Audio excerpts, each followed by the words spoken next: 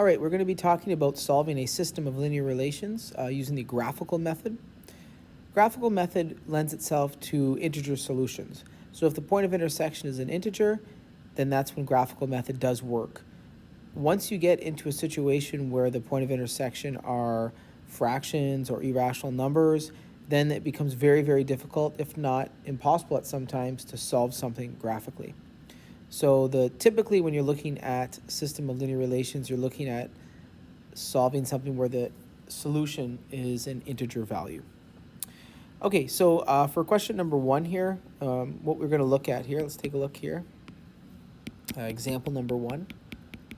Okay, so for example number 1, what we want to do is we want to find some points on these lines here. So if I go to line 1 here, you'll notice here, give ourselves some space here.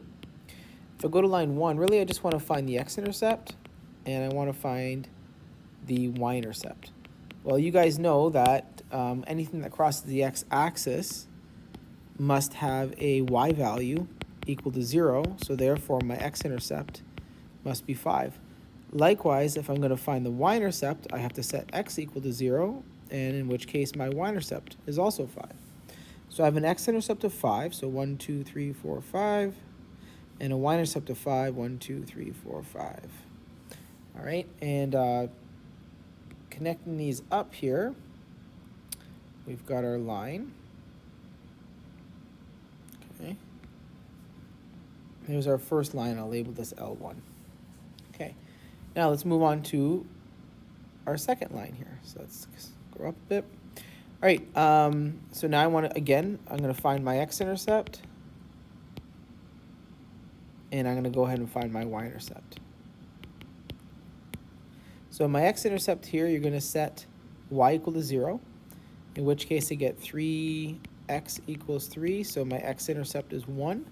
And my y-intercept, I'm going to set x equal to 0, in which case I get negative y equals 3, or y equals minus 3. So now if I want to plot these points here, I have an x-intercept at 1, and a y-intercept at negative 3, so negative 1, negative 2, negative 3. Again, so now connecting this line up here, and there's line 2. Okay, so I'm getting a point of intersection right here.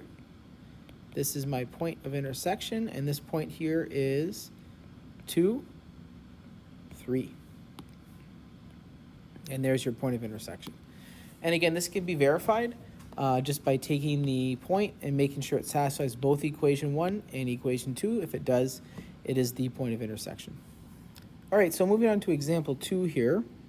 With example 2 here, we want to go ahead and I'm going to find my x and y intercepts here. So my x-intercept here, you set y equal to 0, you get x is 10.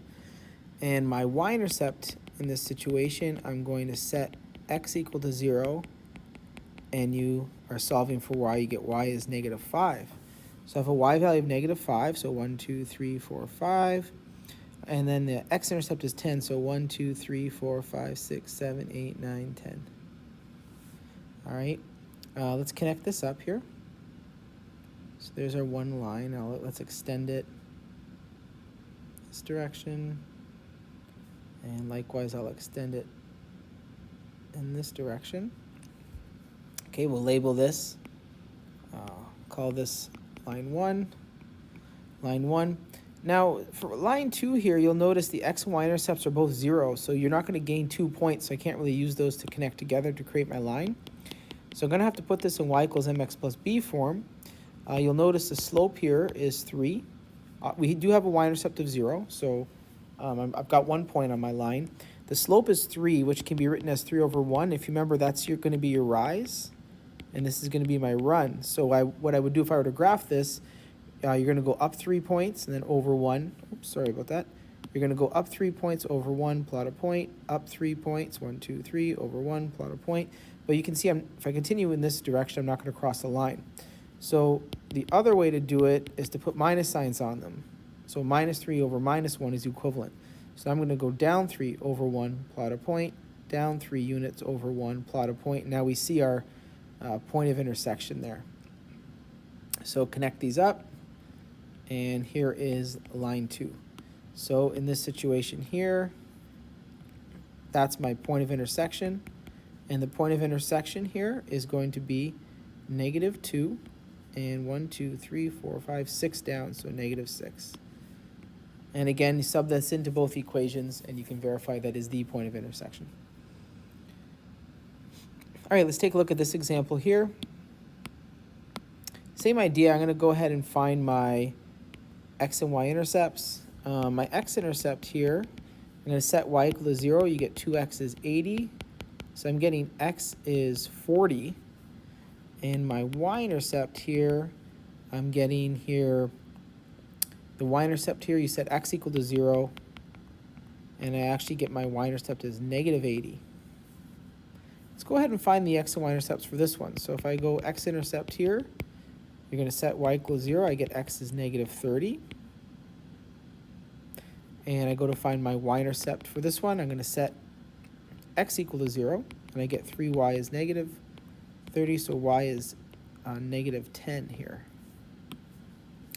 So obviously you'll notice here the numbers are a lot larger. You're going to have to scale your axis to make this work. So I'm going to just go by every box by 10.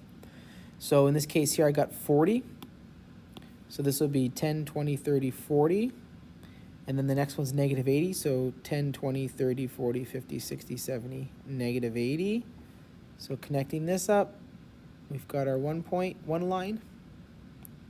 Okay, extend that. Let's label that line 1, line 1. And this is my line 2. So for line 2 here, I've got -30. So 1, 10, -10, -20, -30. And then I have -10. So down here. So connecting this up here, we can see here, oh, my line's off here.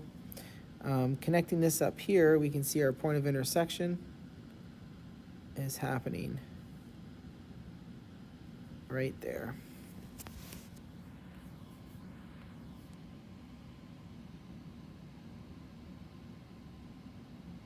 Okay. And this is line 2. So we have our point of intersection. Let's label that.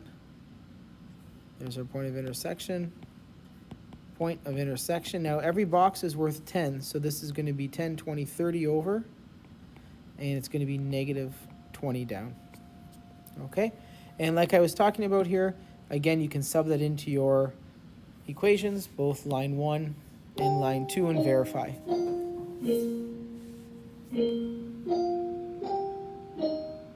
So like I was talking about earlier, you can sub this into both line 1 and line 2 and verify that it is in fact the same. So that concludes solving graphically. You notice these are all integer solutions.